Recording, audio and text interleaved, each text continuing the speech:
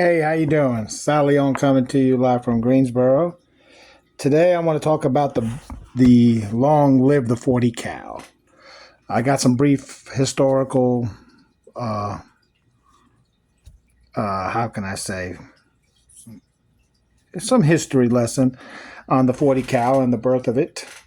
And it all started with guns and ammo. This is a 1974 annual, written by one of the editors is Whit Collins. Why does that become important? Because in Whit Collins in 1972 was thinking, just like most people. People don't remember that the history of guns in America and ammo.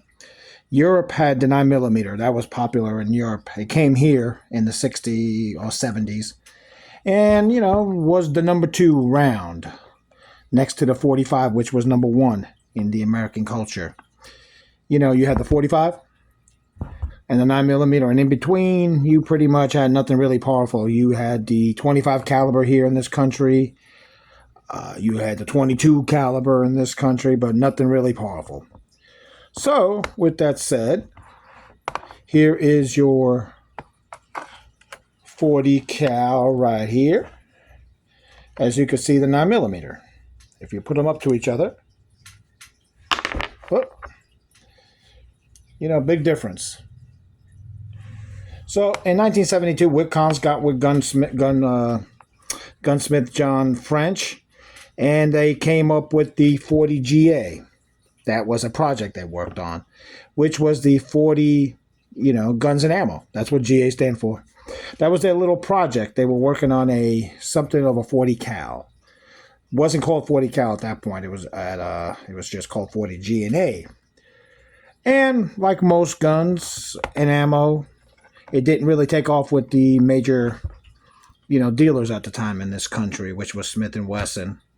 Really didn't. They cared for it.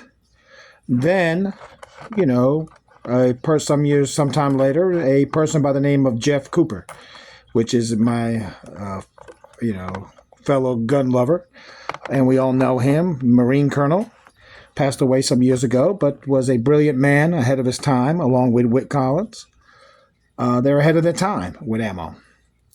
So he got with Whit Collins, as they say, and said, let's try something a little bit different. And they started to work on something else, which was what would eventually be the 10 millimeter, because Jeff Cooper had something with powerful weapons. He was a 45 guy. So, they went nowhere. And Jeff Cooper went his own way with the 10 millimeter, tried to get that developed. There was no market for a 40 cal, so that kind of went away for a while. 1980, we all know that the birth of Glock came into this country, which was called the G17 here, but P80 in Austria. And they started to make their way here in the markets in the next few years after that. But he came into the picture. Around 1983, that's when the 10 millimeter really got a rebirth between Cooper and Collins. They kind of wanted to get a 200 grain, 1300 plus feet per second round, which was too much. I think Norma, that's a foreign company, gun ammo company, made the bullet, but it was too much.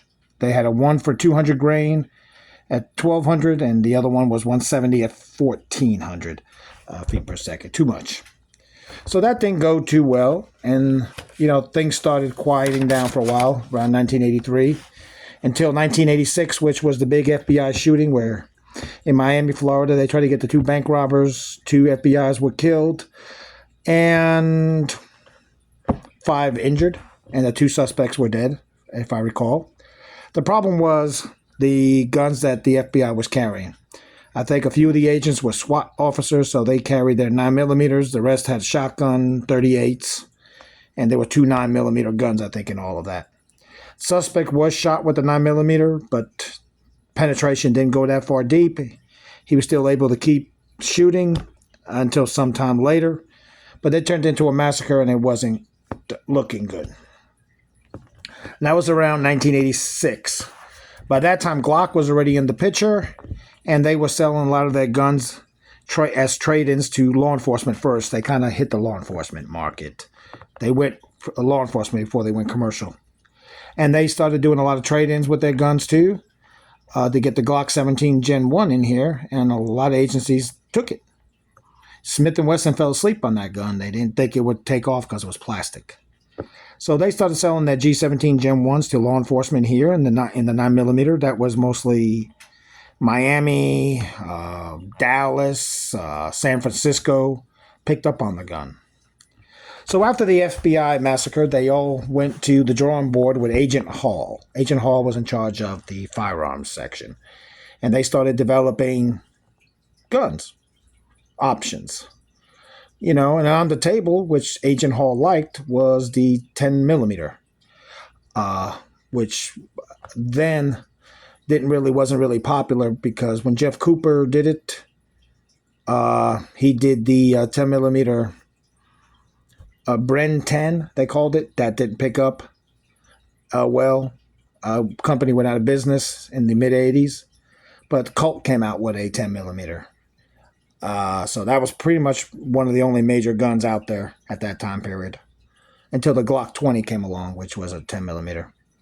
So at that point, the FBI took in the Colt for testing, along with other guns.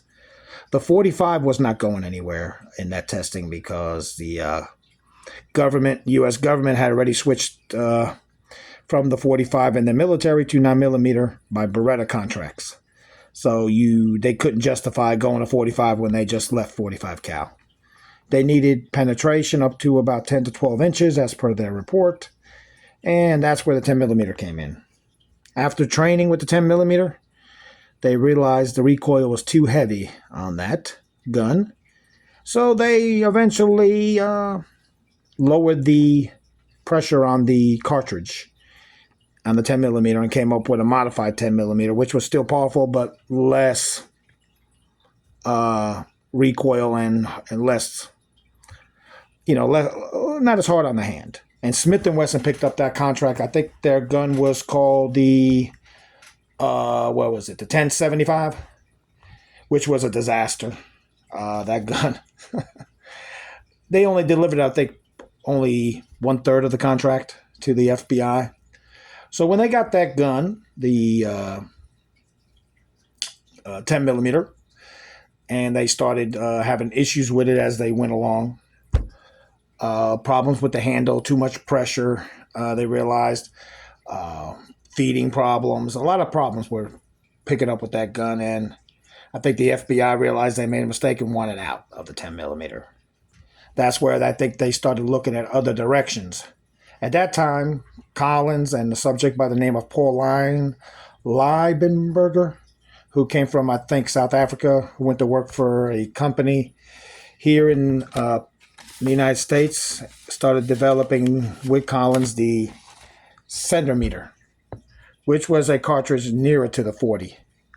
And it was shooting good at competitions, they said. Less recoil. They enjoyed it, And, this was around the late 80s because the FBI had adopted the 10mm in 89.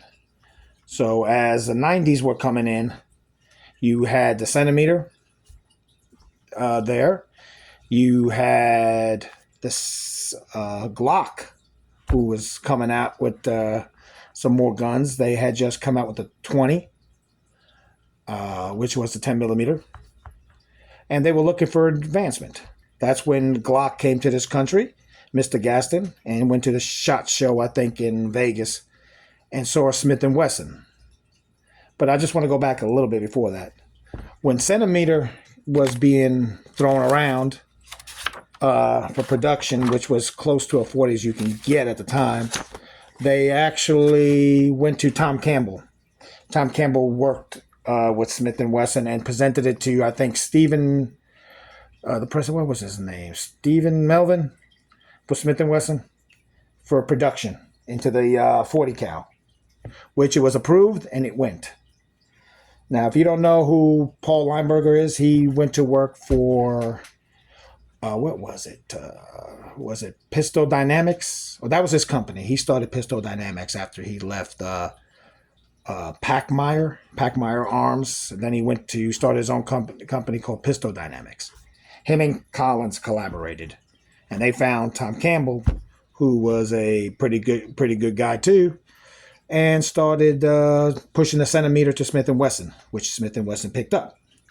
So we can thank John French, who gave birth to the 40 G&A, along with Whit Collins, and Jeff Cooper, who saw the vision that we needed more power.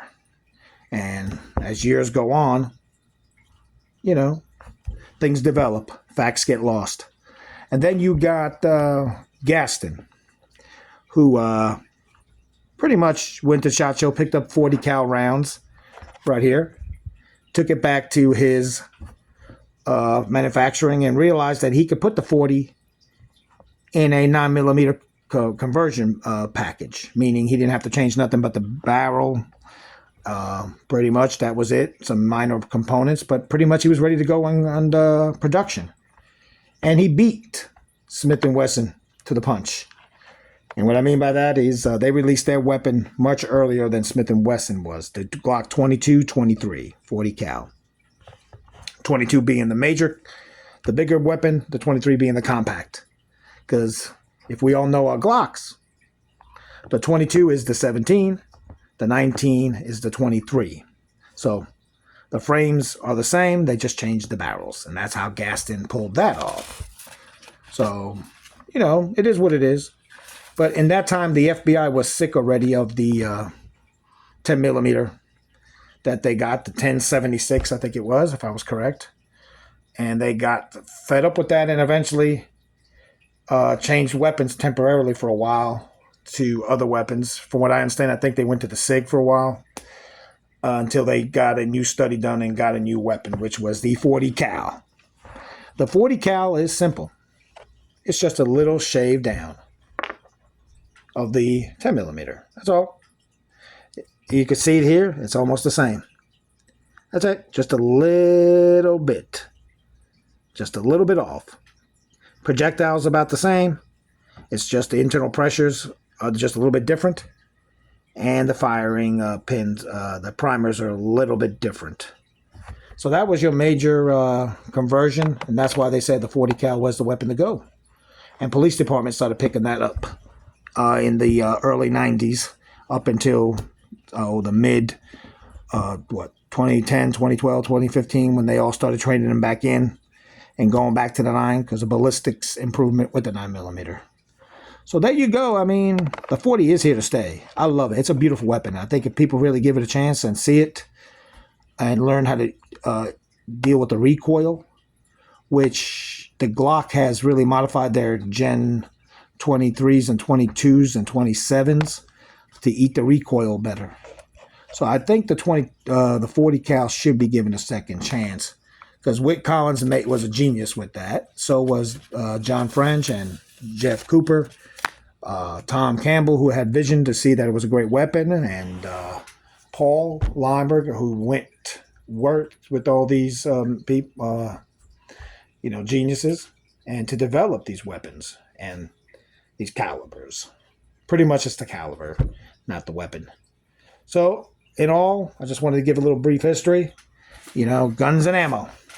If you want to see the guns and ammo issue that discussed the 40 G&A when it originally came out, it's the 1972 issue. I think it was June and July. You can read it, how man was ahead of his time with Collins, ahead of his time. And we're talking years before anybody really adopted it. And the 40 cal kind of gave birth to the 10mm, because if it wasn't for the 40 G&A being developed, Jeff Cooper would have never got that inspiration to go the extra mile to start that 10mm